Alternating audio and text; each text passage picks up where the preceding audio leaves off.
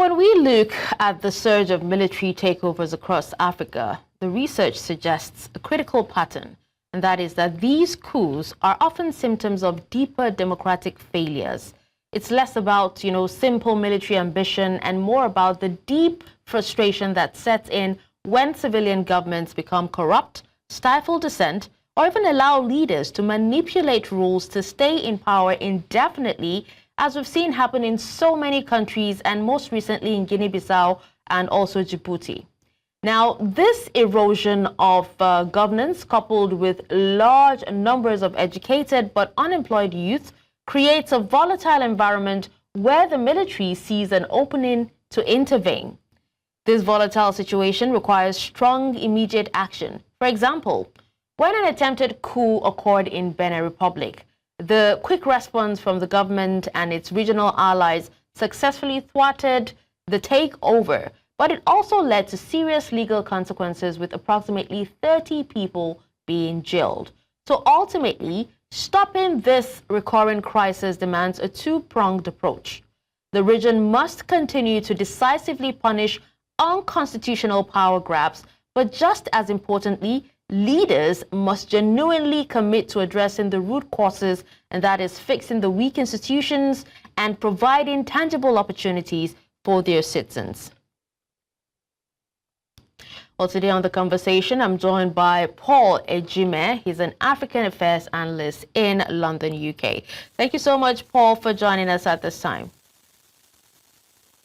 Thank you for having me. That's it. It's a pleasure. How are you today? Fine, thank you, sir. Yeah. So, Paul, we're seeing what experts call a coup belt, right? That's West Africa. They call it a coup belt now, stretching across the Sahel. And recently, study explicitly links this to democratic failings. So if democracy is consistently failing to deliver bread and butter to the people, why then should we be surprised when the barracks empty out into the streets? So I will tell you that this nomenclature, or what you call, the name coup belt didn't start today. It's actually talking about where this region is coming from. Remember, in the 70s, 80s, they were all governed by military dictators. And then in many countries, you've had several coups. Nigeria, Benin Republic there, everywhere, Ghana. So it's been there. So it's not a recent occurrence. And that is why many are surprised that the same ECOWAS that by 2020, all the countries, the 15 member countries, were said to be under one form of democratic government or another, no matter how imperfect. But here we are, from that 2020, the Mali coup happened, and then in quick succession, we had one in Guinea, in Burkina Faso, in Niger, and now Guinea-Bissau, and recently the coup attempt in Benin. And that is those that has captured the headline. There were unreported coup attempts. It's not just this one. So by the time you put all of them together, you are talking about not a dozen, but a score of military attempts to seize power. So in your introduction, you mentioned something about power grabs by the military. That's one of them. And then you also talked about the attitude or disposition of political leaders. That is another one, that they want to stay in power.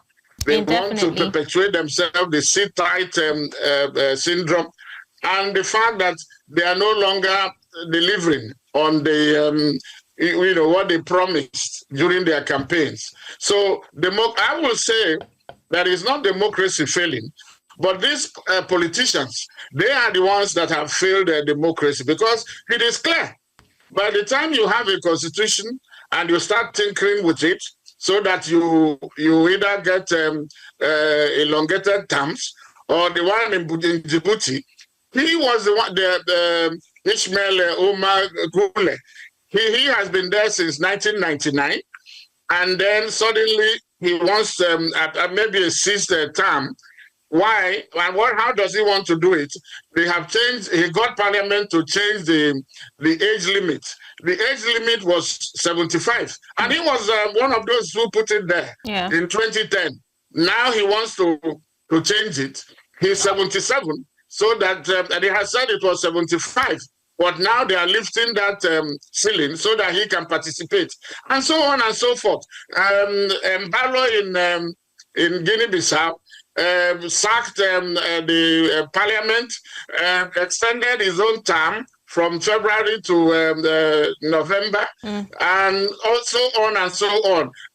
In Benin, the man there, Talon changed the constitution. The ECOWAS rule says you cannot change a major law like constitution, electoral law, 6 months before the election. Benin has an election in January and then in April. But he changed the constitution, the term of the presidency from 5 years to 7, and then created a Senate. We're also seeing Djibouti, towing that line as well. That's, I think, the latest, country. Yes, that is what I have said, that is a trend. These political leaders, I call them rulers. They are not leaders, but because if you lead, you will be concerned about the welfare and well-being of those that you are leading. Now, most of them cannot provide security. They cannot provide what is it called, the well-being. They are only about, it is about themselves. So that is what Djibouti is doing. And all of them are doing so. In Gabon, that was what happened. The man there changed carried out a coup and then succeeded himself. That is what the man in Guinea wants to do. So the military has now learned from them that because when the civilians come out to protest the suppression and oppression of these political leaders, they use the military to terrorize them. Now the military appears to be, listen, we can also, we like power too. Who doesn't like power? So they are now seizing power. You talk about power grab and then opportunism. They become opportunistic.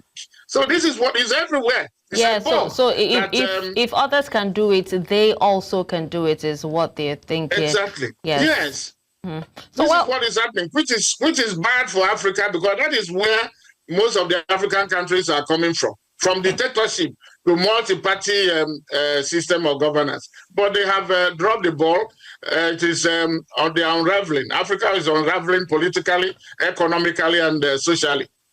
All right, Paul, let's quickly, talk about the double standard here, and let's pivot, to what we've seen in other countries, most recently Djibouti, right?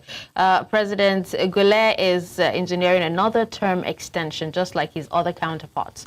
Why are bodies like the AU so quick to condemn soldiers with guns, who want to take over power, especially those in Benin, which is actually the recent one, yet they're so silent when a civilian leader shreds the constitution with a pen and decides to extend the term limit? Why are they quiet about this?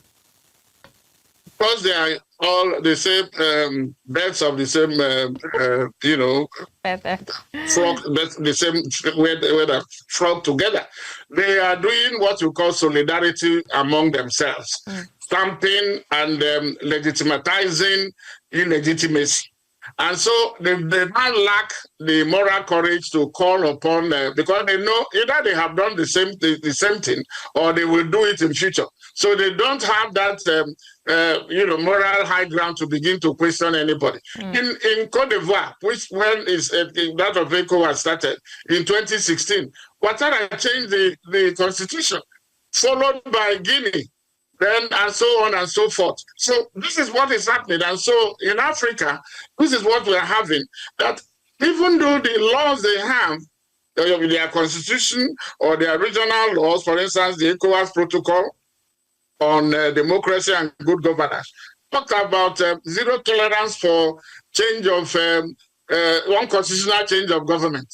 And like you rightly said, you are not telling me that unconstitutional change of government is only when the military strikes. Meanwhile, these people are already changing governments through constitutional or unconstitutional changes of the constitution, rigging election, and then trying to wipe out opposition. If you go throughout the whole place, they have captured the state. The parliament is ineffective. There is no opposition party. The judiciary has been captured, and so on and so. So this is where we are moving. Authoritarianism is now replacing what used to be a multi-party system. There is no space. The what is it called? The democratic space has shrunk. You cannot oppose them. They don't tolerate opposing views.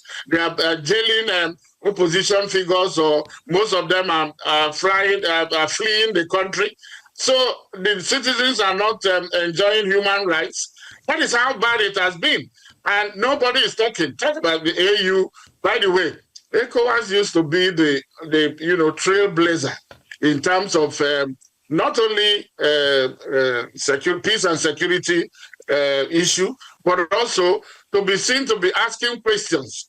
And that is why when the three countries left, the three alliance of Sahel states left, they left because ECOWAS, so that ECOWAS cannot ask them questions. Because why would you leave? What is their reason? They say they have problem with France. ECOWAS was not there when some of their leaders signed up to some of the agreements that they are questioning.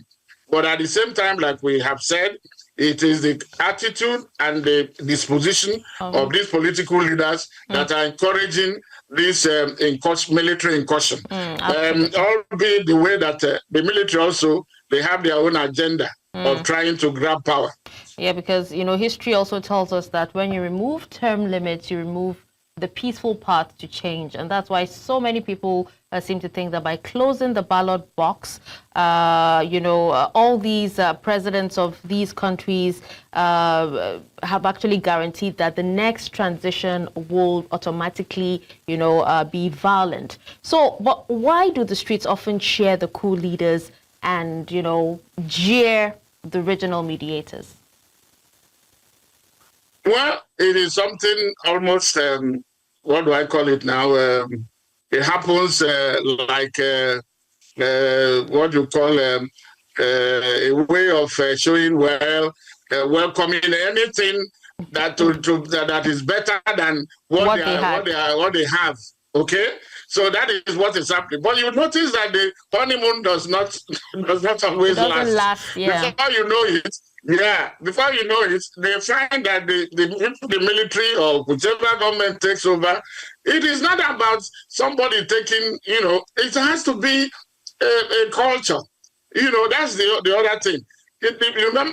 For instance, the man in Guinea-Bissau, Mbalo, he organized the coup there. And what did ECOWAS do? Which many people, they cannot understand it. It's an anticlimax. People expected ECOWAS to insist on the fact that the election, whose result was about to be announced, this man came and put his own people there to take power. And then telling the world that they can no longer find the results, which is absolute, falsehood. And ECOWAS now, they are allowing them what they call short transition. What do you mean by short transition? What it means is that you are playing into the hands of this man because he organizes, leaving power, the people he put there are now holding the power for him, so that he will come back and another election will be organized. Who is going to pay for it? And one is wondering, why will Nigeria, which is contributing more than 65% of the budget, will allow this? Because it will come back to Nigeria.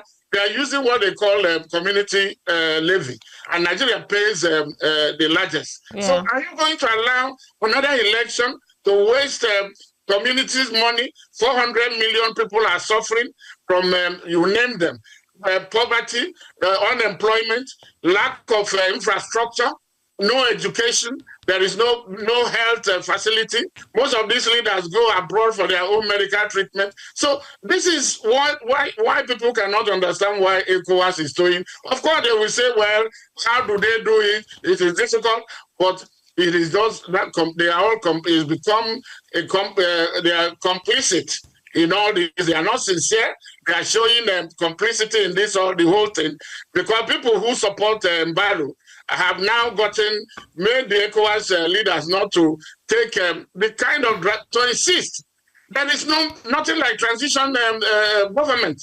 How they want to bring that result, which is available, that is what they should have done. Insist that the military, tell them we are not allowing you, because they are being rewarded.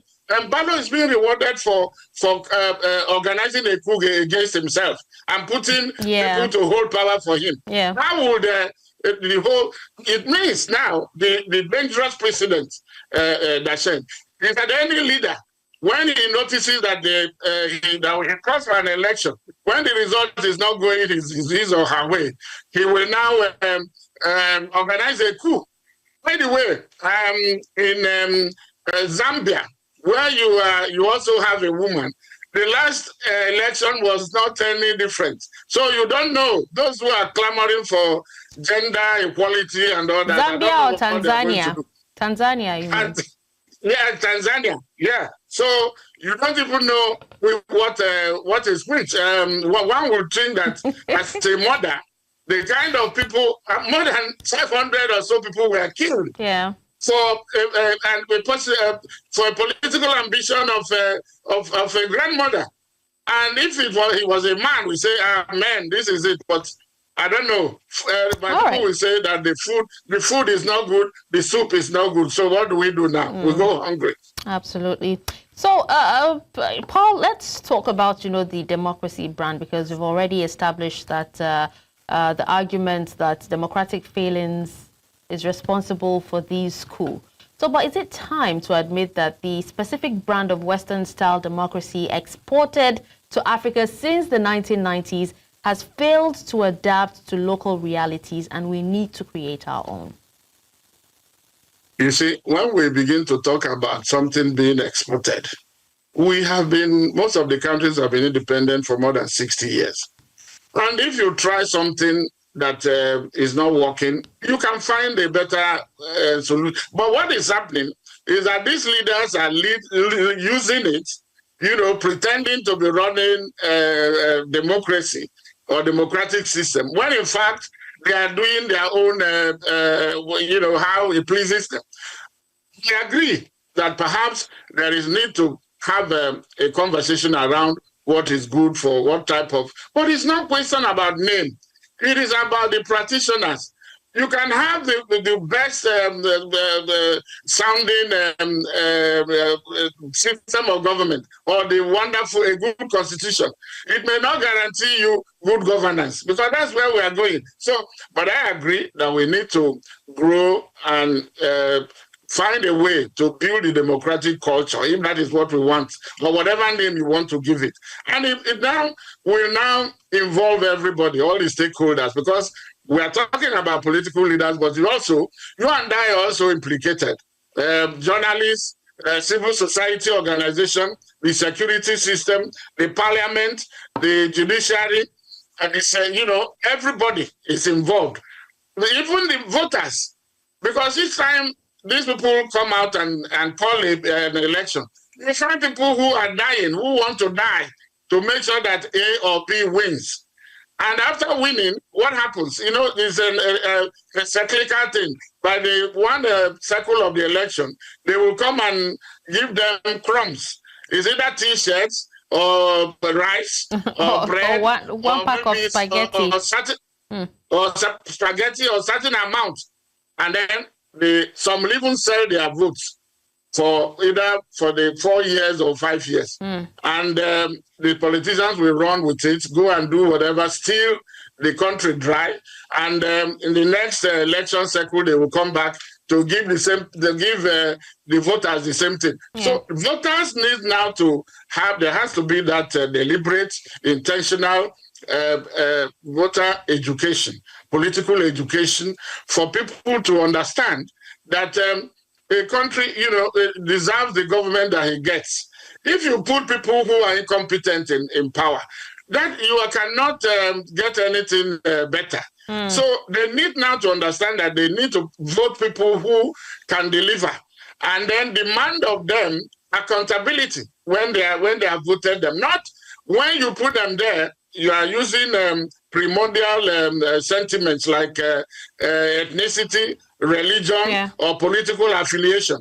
You heard about a situation where some people will be stealing. It's established that somebody is corrupt, but when they move to certain political parties, their sins are forgiven. Or if they are from certain part of the country or certain ethnic group, they say, no, he's a thief, but he's our thief. Or if it's a different religious group, these are what the politicians are using to divide the people. So the people must realize to take back power from these people, from the politicians, they have to jettison all these primordial considerations, whether ethnicity, religion, or political affiliation, because those things cannot put food on your table. They cannot deliver. They can't make you better. They are not. You can't. It's not what you can. You can't replace it. You know, replace good governance with ethnicity or religion or political affiliation. All right. When you don't deliver, you don't deliver. Absolutely. That is what is there. All right. Well, that was such an interesting conversation. Thank you so much for your opinion on this and also for your time. Thank you, Paul.